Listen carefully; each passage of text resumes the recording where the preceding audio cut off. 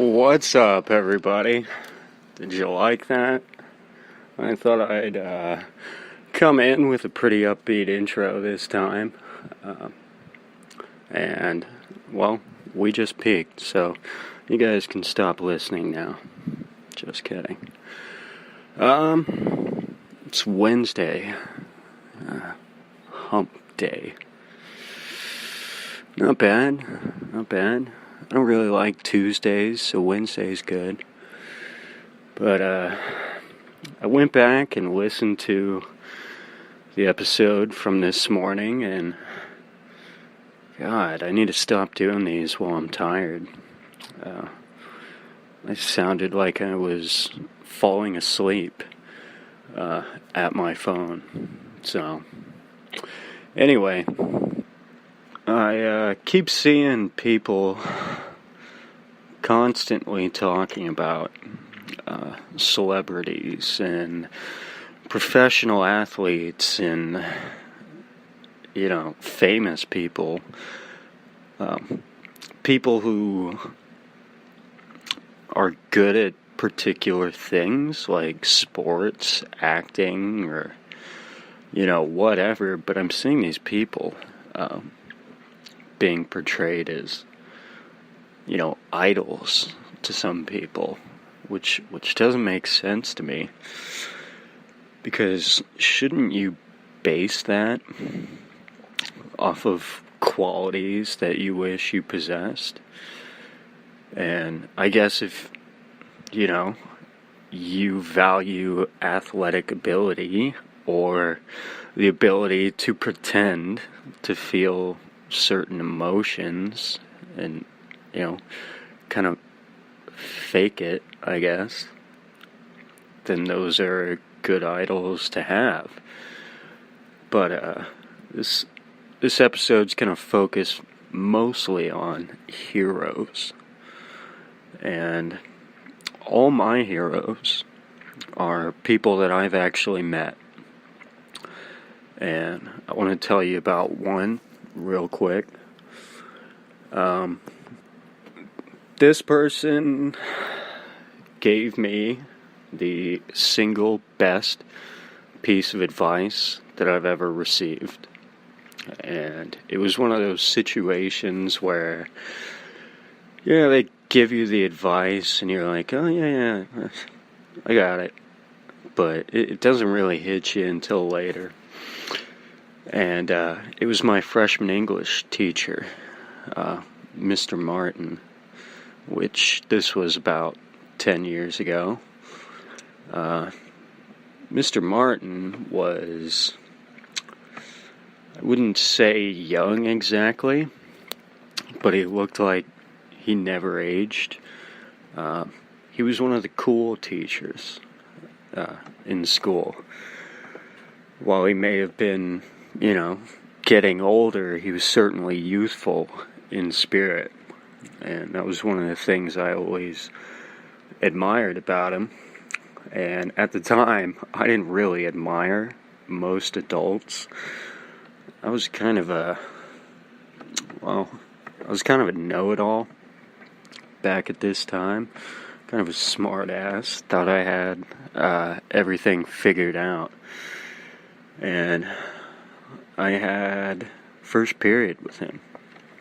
And pretty early into the school year, he kind of took a liking to me, or he kind of would get on my case sometimes, but one day in particular, he asked me to stay after class, and of course, I got the treatment, and he said, don't worry about being late to your next class, I'll write you a pass. And he asked me, Alan, do you like comics and superheroes? Now, I'm going to try to recall this conversation as best as I can. And I remember most of what he said, but I don't remember everything that I said. which seems to be a normal thing. So I'm going to kind of embellish my side of things with the same attitude that I treated this conversation with. And he said, Alan, do you like comics? Superheroes? That type of thing? And I said, well, only when asked, to be honest. And he says, I'm a huge comic book fan. I learned a lot about life from reading comics. And I said, what? Like how to save the earth or blow it up? He says, no. It's about heroes and villains.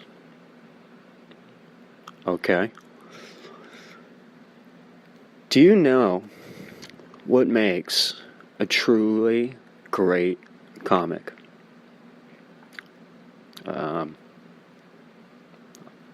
I don't know. Probably drawings, I would guess. Maybe characters, pictures, that type of thing. He says no. Heroes and villains. More importantly, villains. And I said, well, I mean, isn't it... Don't people invest more in the heroes? Isn't that why they have their own series? He says, no. Because every great hero needs a great villain. Any great villain can tangle with any hero. Because people want to see that person get taken down. And I thought, okay, that doesn't really happen, but go on. Do you know what makes a great villain?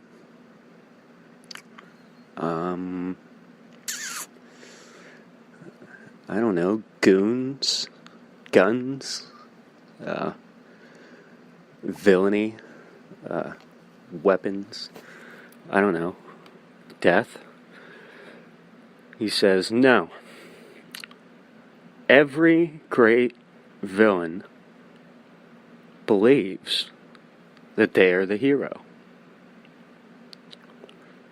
I thought, okay, I can kind of see that.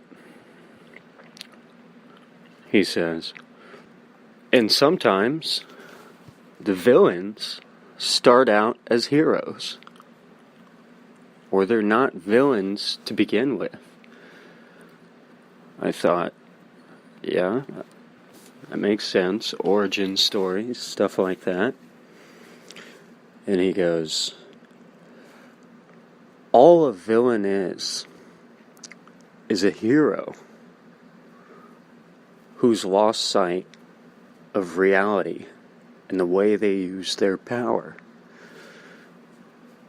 Okay. Yeah.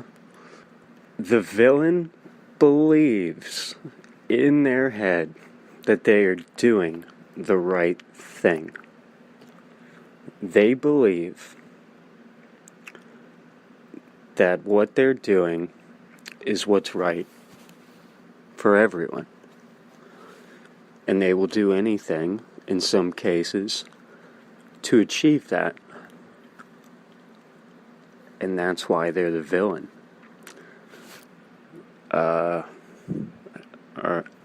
Yeah, I guess. I've seen some villains do some pretty messed up stuff. And he says, exactly. A villain is simply someone who's so committed and so self-absorbed in the idea that they are right and they are doing what's best, that they go about it in the wrong way. Okay, well, that's awesome, Mr. Martin. But why are you telling me this? He said, hold on. In your story, Mr. Haig, you are the hero. But do you know who your villain is? And, I don't know, homework? Maybe grades, stress? I can't really tell you. Do I need one? He says, I tell you what. Meet back with me tomorrow. Sleep on it. And tell me what you got. And I thought, are you kidding me? Like, you had just hooked me enough. And now you're gonna postpone this. Alright, whatever. So I told him, okay, I'll see you tomorrow. So I slept on it. And honest to God, I had one of the weirdest and most prophetic dreams of my entire life. I had a dream that I was looking for someone who turned out to be a villain. I was on a hunt, and I was jumping through all these hoops to find this person. I was on the trail of someone. I was flying around, talking to people, gathering clues, and it's actually kind of funny, because I used to play Super Mario when I was little, and he'd get that feather cap, and he'd have to jump 3 times anytime he wanted to fly. In my dreams, I had to jump 3 times anytime I wanted to fly, and I'd even dip and soar up just like he did. But anyway, I spent all this time looking for someone. And then, about halfway through the dream, it transitioned into me running from someone. Someone was following me, which was, not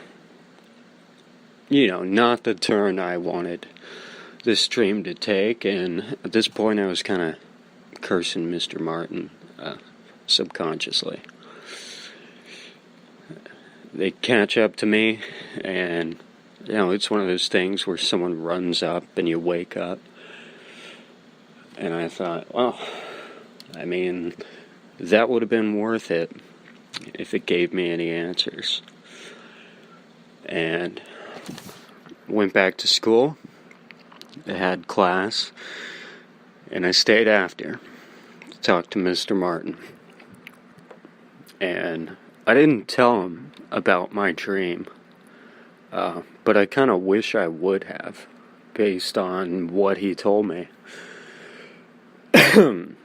He said, Mr. Haig, what do you got? And I said, what? I got nothing. Clearly, there's nobody evil enough to show up on my radar, so I don't think I have any villains to combat yet. And he said, well, you're wrong. Well, he didn't say you're wrong, but he basically told me that wasn't the case. I said, okay, spill it. He said, you are your own villain. And I thought, how is that possible? And he told me, have you ever heard of Jekyll and